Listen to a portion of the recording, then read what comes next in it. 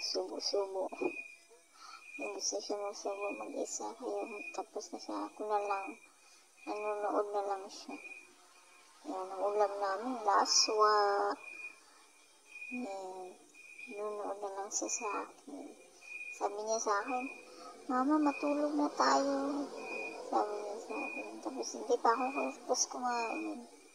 Yan, yun lang ulam na nangihingi siya ng tubig. Yan.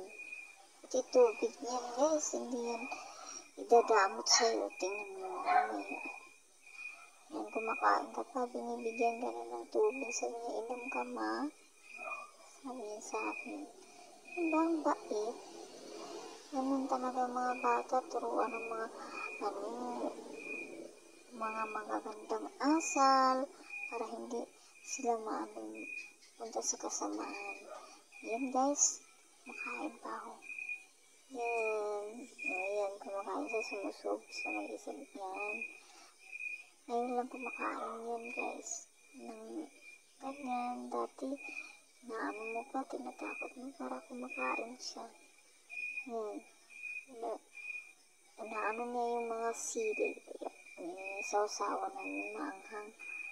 Wala na kaming ibang ulam guys. Yan lang ang ulam namin. Yan, laswang gulay. Yan ang buhay probensya. Yan. Naghihintay yan kasi inaantok na siya.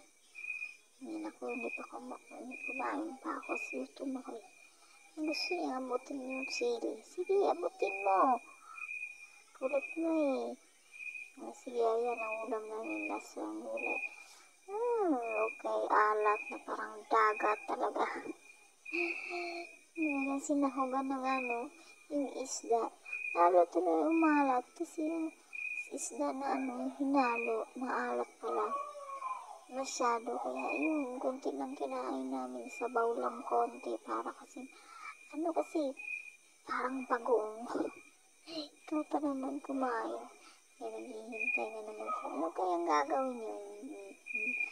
Miya ng uyaw. Sige, abutin mo ano yung ginukuha mo. Kanin. Tikman mo. Ganun kami. Sabi niya, bye-bye. Yan. Tapos ng bye-bye, kumakain pa. Humihingi pa ng pagkain. Yan. Sige. Sabi ko, sige na. Kain ka pa, sabi niya hindi na daw. Tapos, naan na yung pagkain maliliit. Yan. Ang araw na yan. Laging nangihingi ng pagkain. Kasi bumabago siya ilang araw kasi siya nagkasakit guys. Yan. Yan, kumain ako ulit. Kasi, natutulog na daw siya. Tapos ako, pag tabi ko siya, makatulog na rin ako. Yan, kumain na ako kahit konti para di mabigat lalo sa tiyan.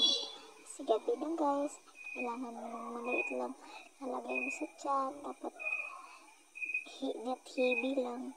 Kaya guys, mag-iingat lagi sa katawan. Kung nga guys at nag-iingat, magkasakit pa rin. Yan guys, yung ulam namin, sobrang alat talaga. Yan, konti lang nilagay namin sa pagkakanin namin. Mais at saka lang hinalo namin, mais at saka humay. Ay, hindi pala humay. Palay pala. Sa Tagalog pala guys. Yan. Malapit ako matapos. Gusto niya matulog. Naghihintay, naglalaro na lang siya. Ito guys, huwag kalimutan mag-subscribe. See you on the next vlog. Like and comments guys. Masaya na ako doon. Masaya na kami ni Baby LL doon. Makabili na kami ng mga damit, pagkain. Bye!